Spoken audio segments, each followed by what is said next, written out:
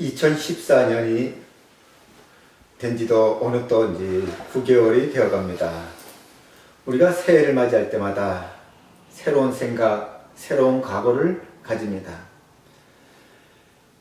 그러나 새해가 시작되어도 2014년의 하루하루의 날들은 사실은 언제나 있었던 날의 연속이죠. 그럼에도 불구하고 하나님께서 우리에게 지금까지 실수했고 잘못 그렸던 그림들을 끝내버리고 새 도화지를 받는 것 같은 일들을 자주 반복하신다는 것은 우리에게 얼마나 큰 은혜고 축복된 일인지 모릅니다. 만일 우리가 처음 시작하고 실수한 것들을 늘 연결해서 그림을 그려야 한다면 아마 우리는 이미 포기했을지 모르겠어요. 우리 삶 속에서 잘했던 것은 한두 번뿐이고 못했던 것들은 헤아릴 수 없이 많은 것이 우리들의 모습 아닙니까? 내가 과연 이 그림을 계속 그려나갈 수 있을까? 다시 시작할 수 있을까? 내가 한 번이라도 괜찮은 신앙생활 할 수 있을까?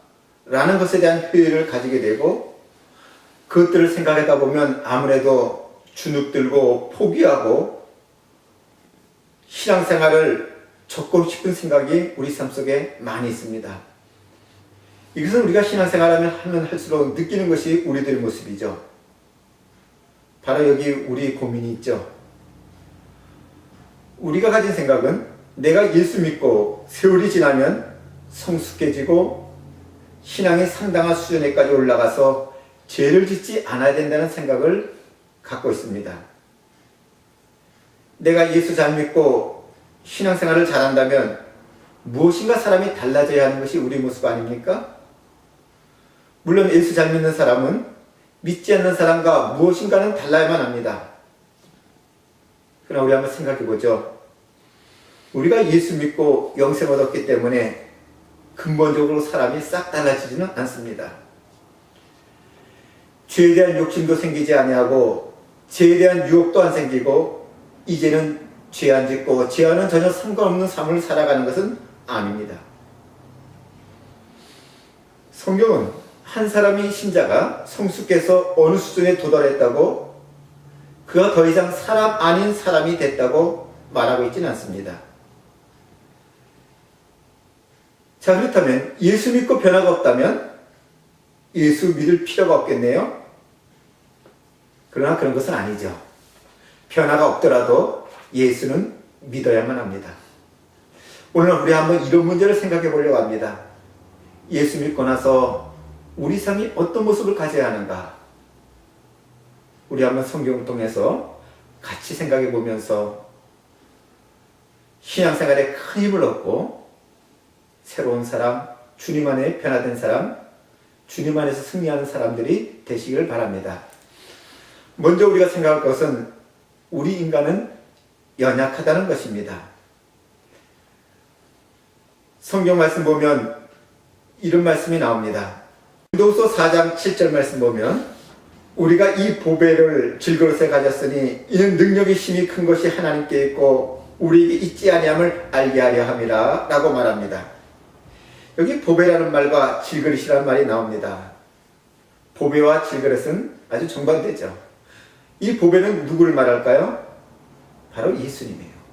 그러면 질그릇은 누굽니까? 우리죠. 질그릇이 어떻습니까? 약하고 깨어지기 쉽고 질그릇은 흔한 것이고 귀한 것이 아닙니다. 우리가 이 짤막한 말씀 속에 예수 믿는 우리 모습이 잘 보여줍니다. 우리 인간이 얼마나 연약합니까? 또 얼마나 보잘것 없습니까? 한없이 약한 것이 우리 인간입니다. 우리가 강한 것처럼 큰 소리 치지만 사실 조그만 고통에도 이기지 못하고 넘어지고 어려울 때 힘 못 쓰고 나약한 것이 우리들의 모습 아닙니까? 대단한 것 같이 큰 소리 치는 사람이라 할지라도 참 가련한 것이 우리 인간입니다. 저는 마지막 임종의 모습을 많이 봤습니다. 사회적으로 대단하고 한자리 하신 분들도 마지막 순간에는 왜 이렇게 초라한 모습입니까? 어떤 분들은 죽음의 고통이 다가오는데 더 살고 싶어 발버둥 칩니다. 그리고 어떤 분들은 너무 고통스러워 빨리 죽고 싶은데 죽지 못해서 괴로워합니다.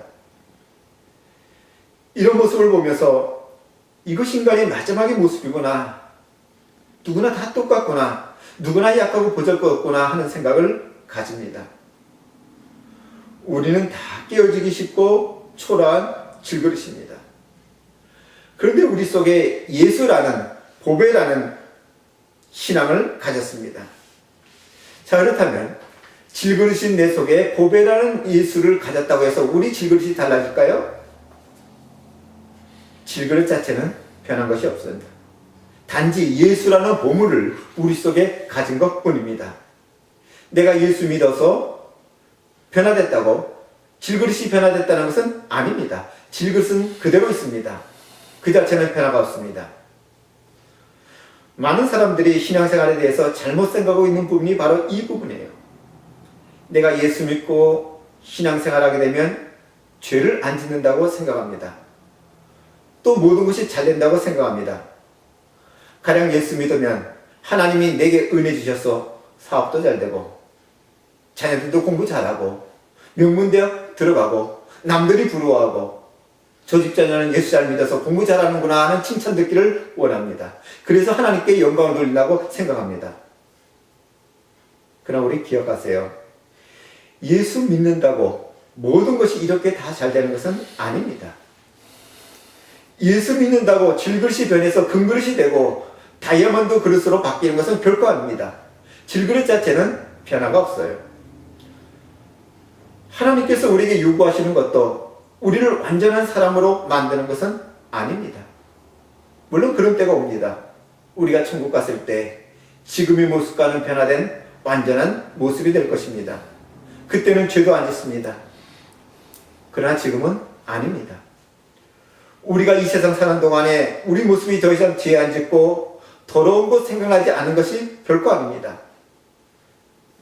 우리 생각에는 우리가 잘되고 죄 짓지 않고 거룩해져서 완벽해지는 것이 하나님께 도움된다고 생각합니다. 그것이 바로 하나님의 영광을 나타내고 증명하는 길이라고 생각합니다. 그러나 하나님은 우리에게 그런 걸 요구하지 않습니다. 하나님이 우리에게 요구하는 것은 우리가 완벽해서 모든 것이 좋고 잘 돼서 하나님께 영광 돌리는 것, 하나님의 영광을 드러내는 것을 원하는 것이 아닙니다. 오히려 성경은 우리에게 너희는 세상 사람들과 똑같다고 말하고 있습니다. 우리가 세상 사람들과 다르다고 생각하지 마세요. 똑같습니다. 우리도 그들과 같이 속이고 거짓말하고 이권이 결부되면 양보하지 못하고 똑같이 죄를 범합니다. 별다른 존재가 아니죠. 똑같이 연약한 존재예요. 그러나 우리에게 필요한 것이 있습니다. 그것이 뭘까요? 그것은 우리 속에 보배를 가졌다는 것입니다. 이 보배는 예수님이라고 했습니다. 간혹 어떤 분들은 이런 질문을 합니다. 예수 믿는 사람과 예수 믿지 않는 사람이 무엇이 다릅니까? 예수 믿는 사람도 믿지 않는 사람들과 같이 똑같이 죄를 짓는다면 무엇이 다르단 말입니까? 라는 말을 합니다. 그러나 다른 것이 있죠. 세상 사람들 속에는 아무것도 없습니다. 그들은 자신밖에 없습니다. 자신만을 위해 살고 자신만을 위한 생각으로 가득 찼습니다. 그러나 우리는 다릅니다. 우리는 우리 속에 보배이신 예수님이 계십니다. 우리 속에 보배를 가졌느냐 안 가졌느냐 이거 별거 아닌 것 같지만 상당히 중요한 것입니다. 인생에 사는 목표가 다르죠. 세상 사람들은 자기 자신을 치장하기 위해서 삽니다. 그들은 자기 명예와 자기 부와 자기 만족과 자기 성공을 위해서 삽니다. 고린도후서 7장에 나와 있는 이 말씀처럼 각자의 질그릇으로 이 질그릇을 어떻게 아름답게 꾸미느냐, 어떻게 고귀하게 만드냐, 여기에 중점을 둡니다. 그러나 질그릇 아무리 고귀하게 꾸며보세요. 질그릇 아닙니까? 우리 예수 믿는 사람들 질그릇 때문에 살지 않습니다. 질그릇 자체가 치장하고 영광 있고 자랑스럽고 그것 위에 살지 않아요. 질그릇이 아니라 질그릇 속에 감춰진 보배. 보배 때문에 살고 보배를 자랑스러워하고 보배를 나타납니다. 한 가지 한번 예를 들어보죠. 제가 낡은 가방을 하나 가지고 갑니다. 그 가방을 가지고 다리를 건너다 잘못해서 그 낡은 가방을 겨울가에 빠뜨렸습니다. 그런데 제가 좋은 양복을 입었는데 그 양복을 젖으면서 그 개천에 들어갑니다. 일반적으로는 좋은 양복 버리면서 낡은 가방을 버릴 필요는 없습니다. 그러나 만약 그 가방 속에 귀중한 서류가 있거나 귀중한 것이 있다면 당연히 들어가죠. 그때는 주유소 말려도 들어갑니다. 가방 때문이 아니라 그 속에 있는 귀중한 것, 보석 때문에 그 가방을 꺼내러 들어갑니다. 남들이 저를 보고 저 사람 미쳤나? 멀쩡하게 그까지 버리지? 그렇게 말한다 할지라도 저는 들어갑니다. 다른 사람들은 그 가방 속에 무엇이 있는지 모릅니다. 가방만 바라봅니다. 그러나 나는 그 가방 속에 있는 귀중한 것, 보물 때문에 들어갑니다. 우리 예수 믿는 사람의 모습이 바로 그렇습니다. 예수 믿는 사람들의 생활이란 질그릇을 보물로 만드는 것이 아니라 우리 속에 들어있는 보물이신 예수님, 이것이 중요합니다. 때로는 예수님 때문에 조롱받고 멸시받고 어려움당한다 할지라도 참습니다. 예수 믿는다는 것은 우리 속에 있는 그 보물 때문에 사는 것입니다. 이것이 예수 믿는 사람과 예수 믿지 않는 사람의 차이입니다. 만약 우리가 질그릇 그대로 있지 않고 질그릇이 만약에 금그릇으로 변한다고 생각합시다. 그러면 어떨까요? 우리는 이제 금그릇으로 변한 나를 자랑할 것입니다.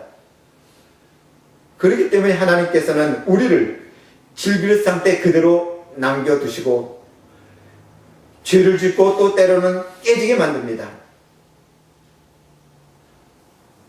내가 비록 질그릇이다 할지라도 결코 낙심하지 마시기 바랍니다. 내 속에 있는 예수 그리스도, 보물인 그 예수님 때문에 만족하시기 바랍니다. 내 속에 누가 있냐에 따라 우리 모습은 완전히 달라집니다. 우리 한번 그릇들을 볼까요? 똑같이 질그릇으로 만들었습니다. 그 속에 아무것도 들어있지 않을 때는 다 똑같아요. 그러나 그 속에 무엇이 들어있는가에 따라 달라지죠. 밥이 들어있으면 밥그릇이 됩니다. 꽃이 들어있으면 예품 화분이 됩니다. 그런데 그 속에 인분이 들어있으면 요금밖에 안 됩니다. 나는 질그릇이지만 내 속에 보물이 들어있다면 나는 보물그릇이 되는 거죠. 문제는 내 속에 예수 그리스도가 있느냐 없느냐로 결정합니다. 예수 그리스도 한 분만 있으면 설령 다른 것이 없다 할지라도 우리는 결코 낙심하지 않습니다. 18세기에 독일의 진젠드로프라는 백작이 있습니다. 대단한 사람이죠. 백작에다가 한 성의 성주에다 배운 것도 많고 돈도 많고 인품도 훌륭한 사람이었어요. 그런데 어느 한순간 그는 사회적인 모든 지위와 조건들을 다 내팽기고 맨발로 거리를 다니며 복음을 외쳤어요. 사람들이 와서 묻습니다. 도대체 당신의 야망이 무엇입니까? 무엇 때문에 이 모든 것을 다 버리고 복음만을 외칩니까? 이렇게 물어볼 때 진잔드로프 백작이 이런 말을 합니다. 나의 야망은 오직 하나뿐입니다. 나에게는 오직 그리스도 예수뿐입니다. 라는 말이 있습니다. 우리는 오직 예수 그리스도 한 분으로 만족할 수 있어야만 합니다.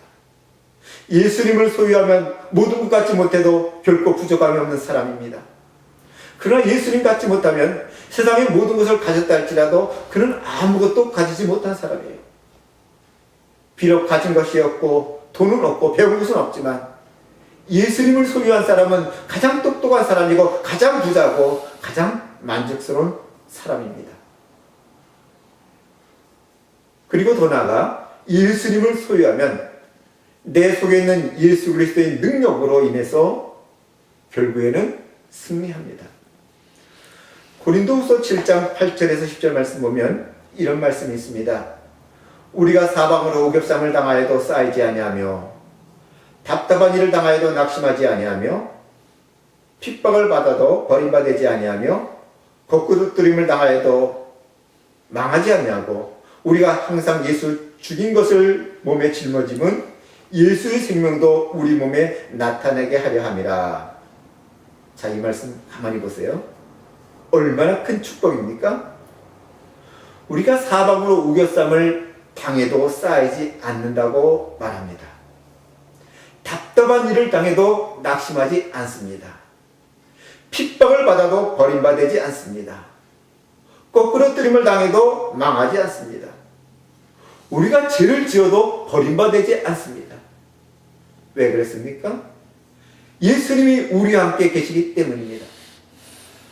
우리는 약하지만 내 속에 예수님이 계시기 때문에 우리는 강합니다. 그리고 결국에는 승리합니다. 여기 놀라운 축복이 있습니다.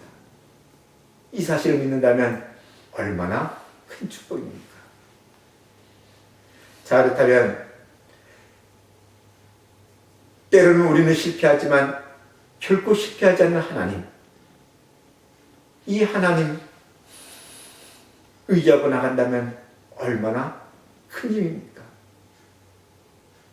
우리가 지금 이 신분, 이 자리에 얼마나 대단한지 아십니까? 세상이 때로는 우리를 고통스럽게 하고 반대하고 조롱한다 할지라도 그 모든 것들과 하나님께서 우리에게 베푸신 것들을 비교해 볼 때 세상이 우리에게 한 것은 도저히 비교조차 되지 않습니다.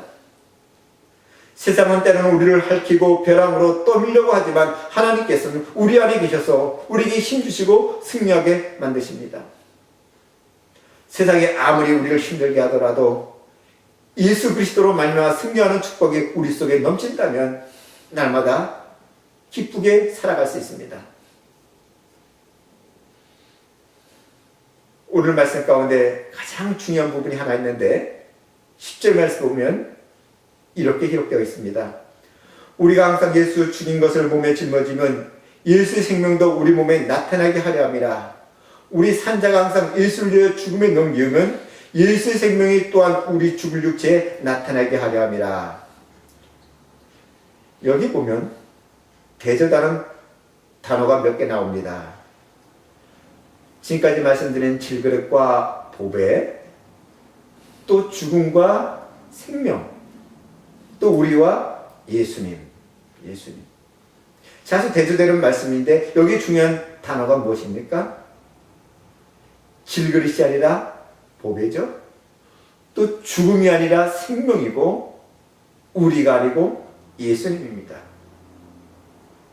자, 그렇다면 우리 신자라는 것은 누가 질그릇을 의지하지 않고 보배를 의지하느냐, 이것의 싸움이에요.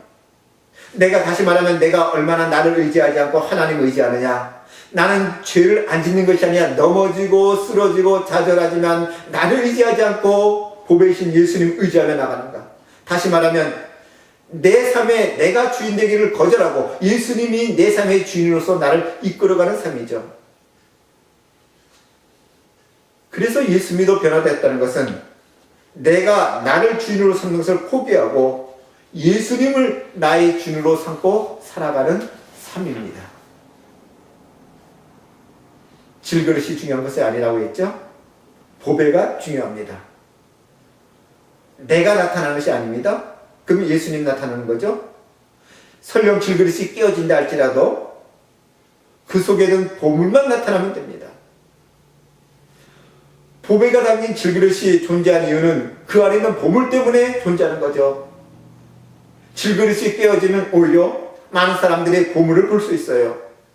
마찬가지죠. 내가 깨어지면 내 속에 있는 예수님이 많은 사람이 보는 겁니다. 결국 우리가 사는 것은 우리 보물이신 예수님 위에 사는 것입니다. 그래서 성경은 우리가 살아도 주를 위해 살고 죽어도 주를 위해 죽나니 그러므로 살아 죽으나 우리가 주일 것이라 라고 말합니다. 우리가 깨어지면 우리 속에 예수님 나타납니다. 자, 그렇다면 우리 신자의 생활이란 질그릇을 치장하기 위해 사는 것이 아니고 보배를 위해 살기로 결심한 사람들이 바로 우리입니다. 우리가 하나님의 자녀로 부름받았다는 것은 내가 요구하는 인생에 하나님이 나를 도와주시고 하나님이 나를 도움을 주고 나에게 축복 주기 위해 부름받은 것이 아니고 성경이 요구하는 삶, 하나님이 우리에게 요구하시는 삶을 우리가 살아가고 그것을 위해 존재한다는 것입니다. 하나님이 요구하는 목적을 위해 우리는 하나님의 자녀로 부름받았어요. 내가 살아가는 것은 하나님이 요구하시는 기쁨입니다. 이것이 우리 성도의 매력이고 신자 생활의 매력이죠. 하나님이 요구하시는 일 때문에 내가 존재한다는 것. 자, 우리 한번 쉽게 또 예를 들어볼까요? 한국에 옛날에 유명한 배우들이 있어요. 여배우 트로이카라는 말들이 있는데요. 이 젊은 여배우들이 트로이카들이 인기가 절정에 닿았을 때 영화 배역을 맡습니다. 근데 젊은 여배우들이 때로는 젊은 역뿐 아니라 노인의 역도 맡습니다. 나이 많은 역을 맡게 되면 할머니 분장을 해야 되는데 할머니 분장을 하면 그 아름다운 얼굴이 다 없어집니다. 그런데 정작 분장하고 카메라 앞에 섰을 때는 그 분장을 다 지워버리고 젊은 예쁜 얼굴로 나타난다고 합니다.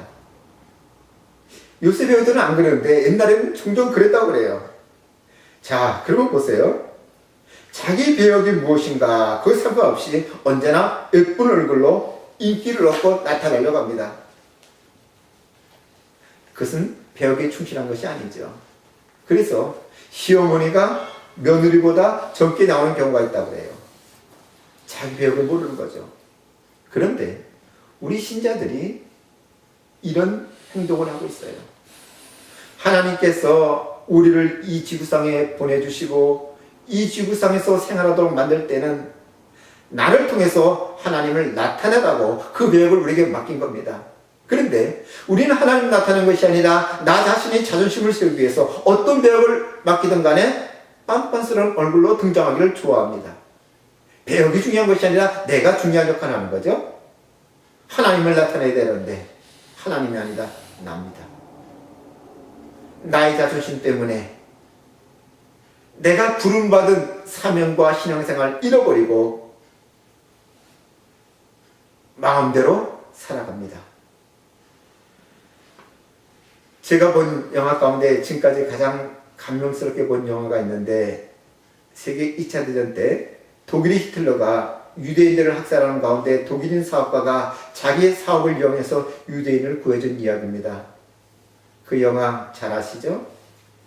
쉰들러 리스트라는 영화입니다. 저는 그 장면의 마지막을 보면서 그 장면의 마지막 쉰들러가 한 말 잊지 못합니다. 유대인을 살려내기 위해서 적극적으로 나섰지만 나중에 돌이켜보니까 너무 아쉬운 것이 많았어요. 그가 구한 유대인이 1100명 정도 되는데 전쟁이 끝나고 그가 얼마나 유대인을 살릴 수 있는 좋은 위치에 있었는가를 깨달으면서 지난 아쉬움 속에 통곡하며 이런 고백을 합니다. 내가 저 차를 팔았더라면 10명은 더 구할 수 있었을 텐데 내가 조금만 더 노력했다면 더 많은 사람의 생명을 구할 수 있을 텐데 라고 말합니다. 이런 아쉬움, 이런 눈물 언젠가는 우리도 하게 될지 모릅니다. 내가 지금 세상 속에 사는 것이 힘들고 아직은 세상과 부대끼고 사니까 그것을 잊고 살지만 이 모든 것이 드러나는 마지막 날, 마지막 주님 앞에 섰을 때 모든 것을 하시는 그 주님 앞에 숨김없이 다 내려놓고 눈물을 흘리면서 우리도 한탄할지 모릅니다.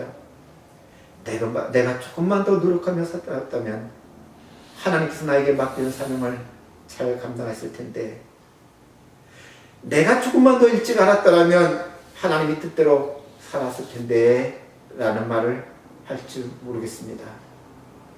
우리가 이 세상 살면서 한숨 쉬지 말고 진정한 승리자로 살기 위해서 우리가 내가 아니라 내 속에 보물이신 예수님 그 예수님을 나타나고 예수님으로 인해서 기뻐하고 예수님을 통해 많은 사람이 알려주며 살아간다면 비록 우리 삶이 어렵다 할지라도 우리 삶은 승리하는 삶입니다.